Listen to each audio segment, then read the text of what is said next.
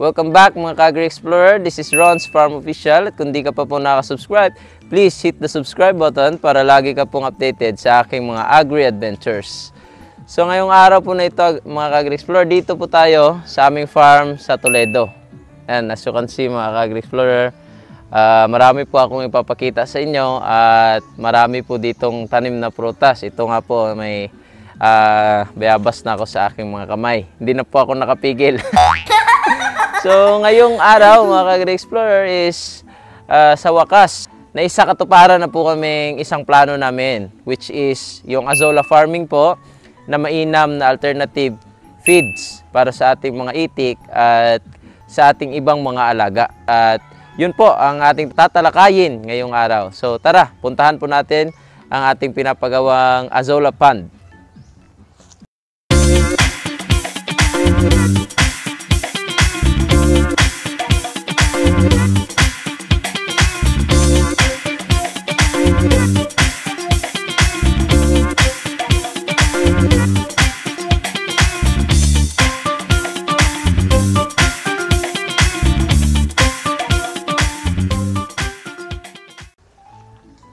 Dito na po tayo sa aming pinapagawang azolla pond. Dito po dati situated yung rest house o bahay po ng aming caretaker dati. Yun na po yung mga materyales, pinasira na po namin. At yun naman po yung dati kong puguan. Yun po, yun. Yang nakikita niyo pong building na blue yung bubong. Yan po yung dati nating puguan. At sa kasamang palad po, di po tayo dito tumagal, mag-alaga. Siguro mga 2 years lang po tayong nakapag-alaga dito sapagkat marami po kasing mga residential na mga bahay. Yan po, lahat po yan mayroon pong naninirahan at hindi po talaga mainam ang livestock.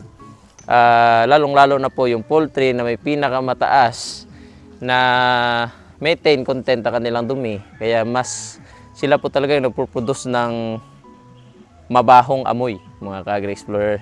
Let's be honest na lang po, mabaho po talaga. Ngayong araw po na ito is, ito pong nakikita nyo ginagawa po, hinukay ng ating mga panday. Ito po yung pinapagawa po naming azolla pond. Ito po, bali ang haba po nito is 11 meters.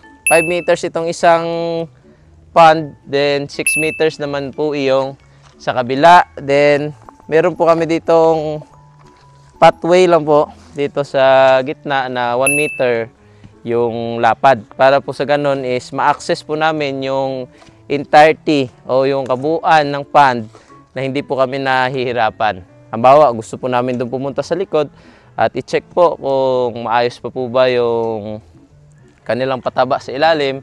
Madali lang po kami doon makakapunta. Hindi na po namin kailangan tumapak at kung mga malapit lang po dito sa aming pathway yung aming i-check o pupuntahan mga Kagri Explorer. So ayun nga po, napaka-importante po talaga nito sa aming mga nag-aalaga na poultry o sa ating mga farmers, lalo na yung mga nag-aalaga ng manok, itik, pato or duck dito sa amin or turkey or pabo kung dito sa Aklan.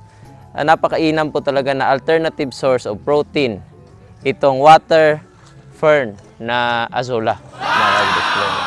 Isa po sa rason is fast growing po ito. Itong tanim po na itong azolla, itatanim namin dito, is fast producing. Madali po talagang dumami at fit na fit po yan na maging alternative source kasi mataas din po ang protein content. At hindi lang po yun, meron din po itong beta-carotene at mga vitamin B na kailangan po ng ating mga alagang poultries.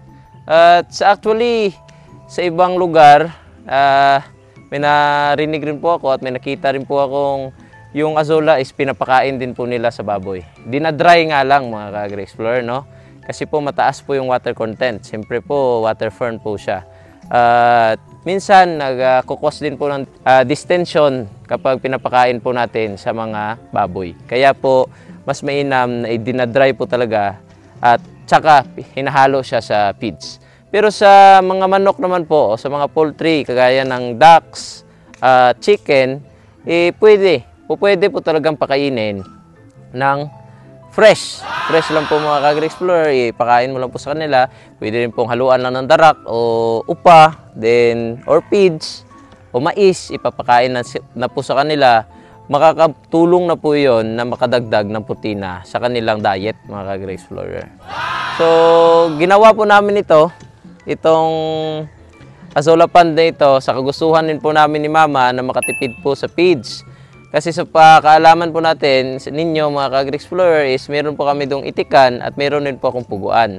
At isa po talaga sa problema namin dito sa Aklan is yung tumataas na presyo ng feeds. Hamakin nyo po dati, nagsimula po akong mag-alaga ng pugo. Yung feeds pa lang po dito, nagre-range pa lang po 1,300, 1,400, ganun. Ngayon po, 1,900 to 2,000 plus na po ang presyo ng feeds. Tumataas po talaga. Every year po ang tumataas. Sumusunod po talaga sa inflation mga ka-Agri-Explorer.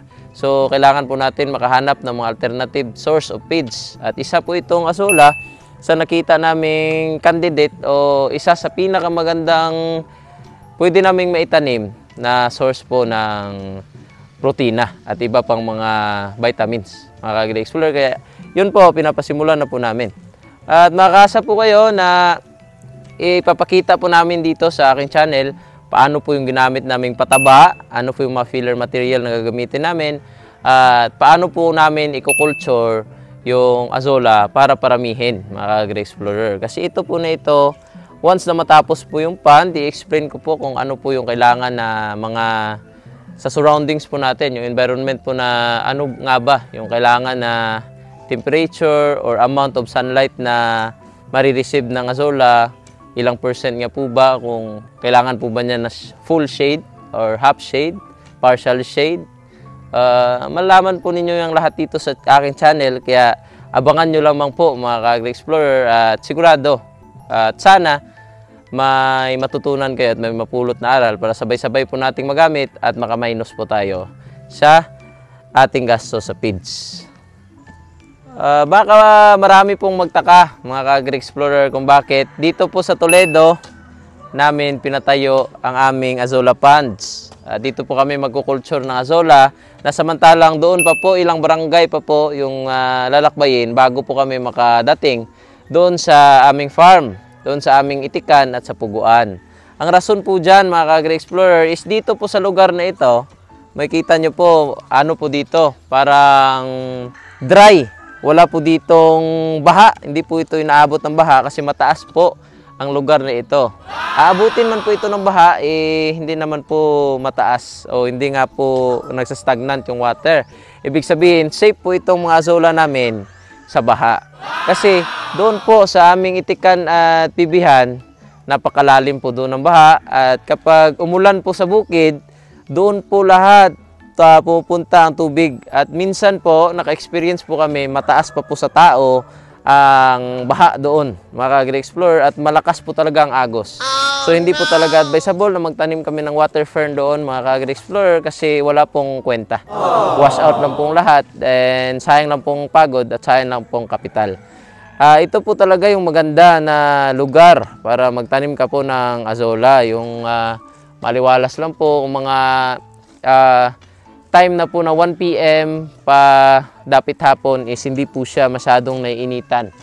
Kumbaga partially ano lang po siya, hindi po talaga full blast yung init or sa open field mga ka-Agri-Explorer. Maaari rin po kayong magtanim sa open field na mga lugar pero kailangan nyo pong gamitan ng screen.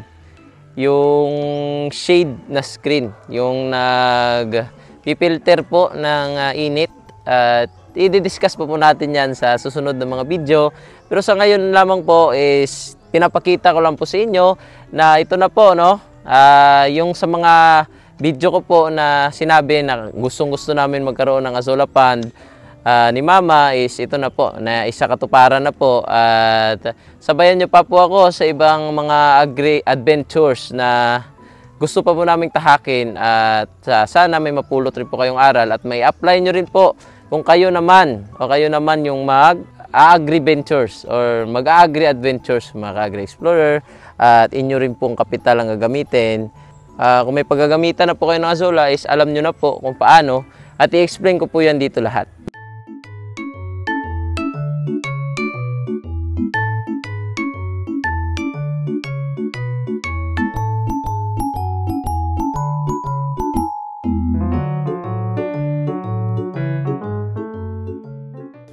So yun lamang po sa ngayon mga ka-Agri-Explorer, at sana po na-enjoy po ninyo ang video at may napulot po kayong aral.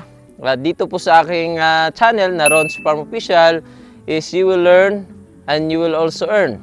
Abangan pa po ang susunod nating mga video nang sa ganun po ay masubaybayan nyo po ang aming Azolla farming. At marami pa po akong ipapakita at mga agri-ventures na tatahakin mga ka-Agri-Explorer. So yun naman po. Bye-bye!